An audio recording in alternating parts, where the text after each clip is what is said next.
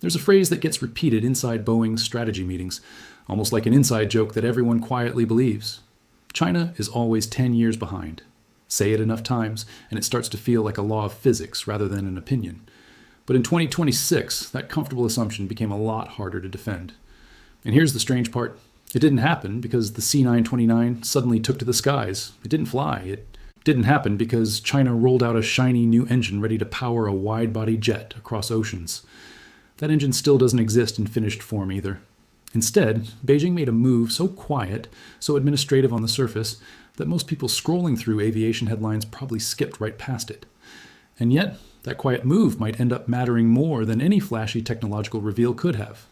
It's the kind of decision that could reshape how the entire world looks at China's most ambitious aviation project for years, maybe decades, to come. So what actually happened? Why are Boeing and Airbus suddenly paying very close attention to a paperwork agreement most people have never heard of? And why should you care if you've never set foot near an aircraft factory in your life? Stick with me, because to understand why this matters, we need to rewind the clock and look at where this entire program came from. Because the backstory here is honestly wilder than most people realize. Picture aircraft certification like the most brutal driving test imaginable.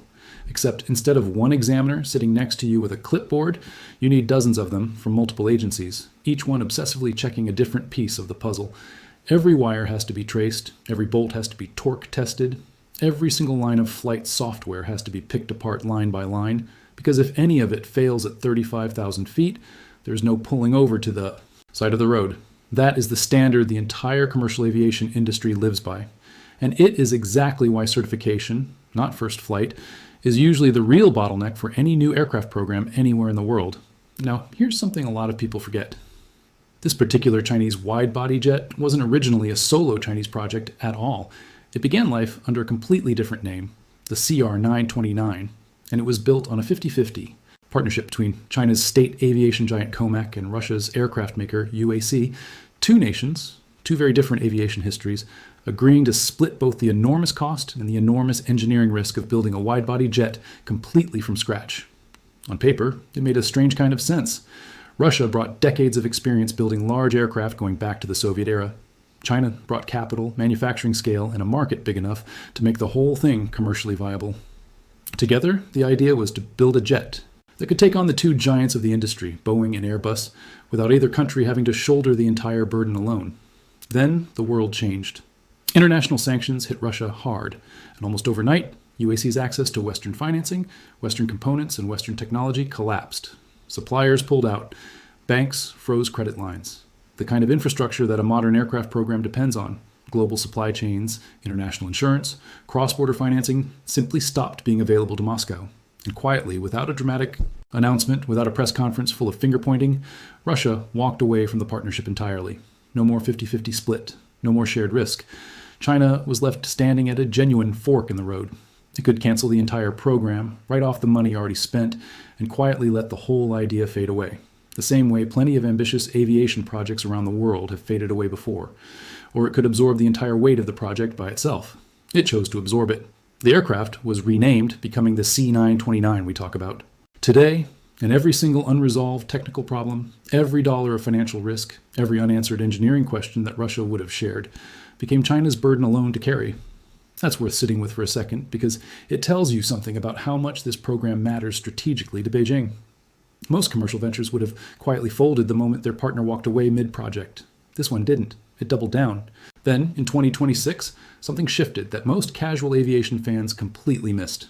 China's aviation regulator, the CAAC, sat down with aviation authorities from Hong Kong and from Macau, and the three of them signed something called a cooperation arrangement. Read that phrase out loud, and it sounds like the kind of thing that gets filed away in a government archive and never mentioned again. It sounds like bureaucratic housekeeping, the sort of paperwork nobody outside a regulatory office would ever care about. It is not that. For the very first time in the program's history, Beijing is inviting outside certification specialists directly into the process of approving its newest, most ambitious, most expensive aircraft yet, a genuine widebody built specifically to go head-to-head with the Boeing 787 and the Airbus A350 on long-haul international routes. So why Hong Kong specifically? Out of every possible partner China could have chosen, the answer comes down to credibility, and credibility, as we're about to see, is really the entire theme of this story. Hong Kong's aviation authority already operates much closer to international norms than mainland China's regulatory system does on its own. It follows a framework that lines up closely with the same standards used by European regulators and American regulators, the very organizations whose stamp of approval determines whether an aircraft can fly into airports in Paris, London, New York, or Tokyo. By training alongside Hong Kong's certification specialists, China isn't simply trying to build a plane faster. It is rehearsing, quite literally practicing, for the moment when the rest of the world has to decide whether it trusts a safety certificate that was stamped in Beijing. Because here's the uncomfortable truth nobody in the industry says out loud very often. An aircraft can be aerodynamically brilliant, mechanically sound, and still get grounded by geopolitics if the right regulators refuse to sign off on it. In other words, this cooperation arrangement isn't really about paperwork at all. It's about credibility. And credibility happens to be the one thing that money simply cannot buy in aviation, no matter how many billions get poured into a program. So let's talk about where the C929 actually stands right now, because there's a real difference between the headline-grabbing announcement and the physical reality on the factory floor. Here's what's actually confirmed as of today. Preliminary wind tunnel testing is underway right now, and that matters more than it might sound like at first. Wind tunnel testing is the first genuine physical proof that an aircraft's shape can slice through the air the way engineers designed it to on paper, long before a single rivet gets installed on a real airframe. It's the moment theory starts colliding with physical reality. Alongside that, CAAC officials are already sitting inside COMAC's design review meetings, weighing in on choices while the aircraft is still being sketched out on paper, not after the design has already been locked in and frozen. That kind of early regulatory involvement has genuinely never happened this soon in any previous Chinese aircraft program. It suggests Beijing has learned some hard lessons from earlier projects, where certification became an afterthought, bolted onto the end of the design process, instead of being baked in from the very beginning. On the commercial side, Air China has put its name down as the aircraft's launch customer, signing a preliminary agreement at the Zhuhai Air Show, China's marquee event for showing off its aviation ambitions to the world. Having a flagship national airline commit early sends a signal, both domestically and internationally, that there is real institutional confidence behind this program, not just political rhetoric. But here's where we need to be completely honest with you. Because a channel that only tells you the exciting parts isn't doing its job. COMAC's own leadership, speaking publicly at the 2025 Paris Air Show, put the target for a type certificate at 2032, with the aircraft not expected to carry its first paying passenger until 2035. Read those numbers again. That is not next year. That is not even within the next 5 years. For context, when Boeing launched the 787 program, it took roughly 7 years from formal launch to entering commercial service, and that program still ran years behind its original schedule and burned through billions in cost overruns along the way. Airbus's A350 took close to a decade from initial announcement to first commercial flights. And both of those companies had over a century of combined institutional experience building and certifying wide-body jets before they even started. China is attempting something similar with a fraction of that accumulated experience, while simultaneously trying to build out an entirely new supply chain from scratch. Real progress is genuinely happening here. Nobody serious in the industry is denying that. But we are still standing at the very beginning of what is going to be an extremely long runway, and anyone who tells you otherwise is selling you something. Now let's talk about the actual scope of what China is attempting here, because once you see the full picture, the ambition becomes almost staggering. The baseline version, known as the C929-600, is being designed to carry 280 passengers with a range of roughly 12,000 kilometers. To put that range in perspective, that's far enough to connect almost any two major cities on the entire planet without needing to stop for fuel along the way. That figure puts this aircraft on a direct collision course, not with regional jets or narrow body workhorses, but with some of the most successful long-haul aircraft ever built, the Boeing 787, the Airbus A330neo, and the Airbus A350. This is not a modest regional ambition. This is China attempting to compete directly in the most lucrative, most technically demanding segment of the entire commercial aviation market. And then there's the engine question, which as of today remains completely unresolved. There is still no confirmed power plant for this aircraft, and that is not a minor detail you can gloss over. It's arguably the single biggest open question hanging over the entire program, and we're going to come back to exactly why that's such a serious problem in just a moment, because it deserves its own deep dive. On materials, COMAC is targeting roughly 50% composite materials and around 15% titanium across the airframe, concentrated specifically in the areas that experience the most mechanical stress, places like the engine mounts and the landing gear structures. To really appreciate how enormous a leap that represents, consider that China's earlier regional jet program used just 1.5% composite material in its construction. Jumping from that number to 50% is roughly equivalent to a factory that has only ever assembled bicycles suddenly attempting to build a Formula One race car. The manufacturing knowledge, the quality control systems, the supply chain relationships needed for advanced composite work at that scale simply do not exist yet inside China's aviation industry in a mature, proven form. Building them is possible, but it takes years of iteration, testing, and often expensive failure before a supply chain matures to that level of reliability. And then, finally, let's talk about the money, because the financial story here tells you almost as much as the engineering story does. In late 2024, 8 separate state-owned shareholders poured a combined total of roughly $6.2 billion into COMAC, very nearly doubling the company's available capital in a single move. Think about what that kind of investment signals. In most publicly traded companies operating under normal market pressures, a full decade of delays and missed targets would trigger genuine panic among investors, possibly even outright cancellation of the program to cut further losses.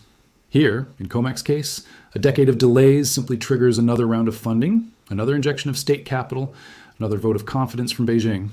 That is both the quiet advantage and the quiet danger baked into a program that is fundamentally built on political will rather than pure market demand. The advantage is obvious. This program will almost certainly never die from a lack of funding the way a purely private venture might. The danger is less obvious, but just as real. Without the discipline that comes from market pressure, inefficiencies can compound for years without ever being seriously confronted. Put all of these pieces together, the certification cooperation, the design specifications, the composite ambitions, the enormous capital injections, and the real ambition here finally comes into sharp focus. This was never just about building one successful airplane to compete with Boeing and Airbus on a spec sheet. China is attempting to construct an entire self-sufficient aviation ecosystem, from raw materials to finished aircraft to certification authority, all without needing to ask anyone else's permission along the way. That is a civilizational scale ambition, not a product launch. Now let's circle back to that engine question, because this is genuinely where the ambition runs headfirst into reality, and it deserves a much closer look. A Western engine option, something from Rolls-Royce or from GE, remains technically possible on paper. These companies have decades of proven experience building reliable wide-body engines that airlines around the world already trust. But that option is politically fragile under current export restrictions, and fragile is putting it kindly. A single shift in the geopolitical climate could take that option off the table entirely, and COMAC knows it. So, in parallel, China is racing to build its own homegrown alternative, the CJ2000, developed by the domestic engine maker AECC. In January of 2026, that engine hit 35.2 tons of thrust on a test stand, a figure that puts it in the same general weight class as established engines like the GE9X. On the surface, that is a genuinely impressive engineering achievement, and it deserves to be recognized as such. But here's the catch that almost nobody likes to talk about openly.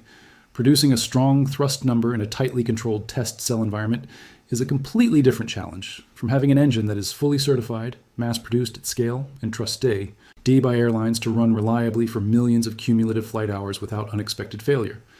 That gap between an impressive test result and a proven, dependable production engine has swallowed entire national aviation programs before in more than one country, and it tends to happen quietly without dramatic headlines, just years of delay, stacking up one after another. In commercial aviation, an unresolved engine decision can silently push back an entire aircraft program by an entire decade, because everything else, the wing design, the fuel systems, the weight distribution, ultimately has to be finalized around whichever engine actually gets selected. Look at China's own C919 program if you want physical proof of exactly how long this kind of gap can stretch. That aircraft was certified domestically back in 2022, a genuine milestone at the time. And yet, 4 years later, it still does not have approval from Europe's aviation regulator or from America's FAA, the two certifications that would allow IRIT to fly commercial routes into most of the world's wealthiest aviation markets. European officials have suggested that approval could realistically stretch out until 2028, possibly even as late as 2031. That is not a minor bureaucratic delay. That is nearly a full decade between domestic certification and genuine international market access. COMAC's broader delivery record hasn't done much to bolster confidence either. In 2025, the company delivered 41 aircraft across its entire combined lineup, a number that fell well below what it had originally promised to airline customers and investors. So yes, the certification cooperation news out of Hong Kong and Macau is real, and it is genuinely significant for the program's long-term credibility, but it represents one bright spot along a much longer, much harder climb than most headlines make it sound. Now here comes the twist, the part of this story that might genuinely change how you look at everything we've just covered. COMAC recently signed a letter of intent with a company called Aviation to build the C929's core avionics, essentially the electronic brain that runs the cockpit displays, the flight control systems, every digital process that keeps this aircraft thinking and de-responding in real time. And here's the surprise buried inside that announcement. Aviation is not a purely Chinese company at all. It is a 50-50 joint venture. One half belongs to Avic, China's state-owned aviation manufacturing giant. The other half belongs to General Electric, an American company headquartered thousands of miles away in the United States. So sit with that for a second, because the irony here is almost poetic. This is the aircraft that was born directly out of Russia's exit from the original partnership. This is the aircraft China deliberately chose to carry alone, rather than risk depending on another foreign partner ever again. This is the program explicitly designed, at least in the public narrative, to prove that Beijing no longer needs the West for its most advanced aviation technology. And yet, sitting quietly at the very center of that aircraft's cockpit, inside the systems that will ultimately keep it flying safely, there are the fingerprints of an American company. So which version of this story is actually true? Is the C929 genuinely China breaking free from foreign technological dependence, the way the official narrative wants you to believe? Or is it something more nuanced, China simply becoming far more selective and strategic about exactly who it's willing to depend on next, rather than eliminating dependence altogether? Personally, I think the honest answer sits somewhere in between those two extremes, but I want to hear what you think. Drop your take in the comments below, because this is exactly the kind of debate this channel exists for. If a plane that was literally born out of walking away from one foreign partner still needs American technology just to think and process information, how much of this independence narrative is actually real, and how much of it is careful public relations layered over a much messier, more interdependent reality? That question gets even sharper the moment you zoom out and look at the broader engine race happening across the industry right now, because China isn't the only country chasing this exact same dream of true aviation self-sufficiency. Russia has been pursuing its own homegrown alternative for years now, an engine called the PD-35, developed specifically to power large, wide-body aircraft without relying on any Western supplier whatsoever. So here's the question worth asking. Who is actually closer to achieving a truly independent, fully domestic wide-body engine right now? Is it China, the country that just lost its original Russian partner and is racing to fill that gap with the CJ2000? Or is it Russia itself, the country that has spent decades building large aircraft engines but is now operating under some of the harshest technology restrictions in the world? That comparison, China versus Russia, in the race for genuine engine independence, is exactly the story we're breaking down next. Before we get there, if you've made it this far, take a second to hit that subscribe button, because we cover stories exactly like this one every single day. From Boeing and Airbus to COMAC and every other player quietly reshaping the future of commercial aviation. And to everyone already subscribed, genuinely, thank you for being part of this community and following along with these deep dives week after week. Your support is the reason we can keep digging into stories like this one instead of just repeating the same press release headlines everyone else in this space recycles. So here's where that leaves us. China just made a quiet, almost invisible move on the C929 program, inviting outside certification expertise into its process for the very first time in the program's history. It's not a flashy announcement. It didn't come with a dramatic unveiling or a ribbon-cutting ceremony. But if you understand how aviation certification actually works, how much credibility matters in this industry, and how long the road to international market access really is, you start to realize this quiet move might be one of the most important milestones in the entire C929 story so far. Boeing and Airbus certainly seem to think so, because behind closed doors, both companies are watching this development far more closely than either of them would ever publicly admit. The question now isn't whether China can eventually build a wide-body jet capable of matching Western engineering on paper. The real question is whether the rest of the world will ever fully trust the stamp of approval behind it, and that answer is still being written, one quiet regulatory agreement at a time. The video breaking down the Russia comparison is coming right up next, so make sure you don't miss it. Subscribe now, and I'll see you in the next one.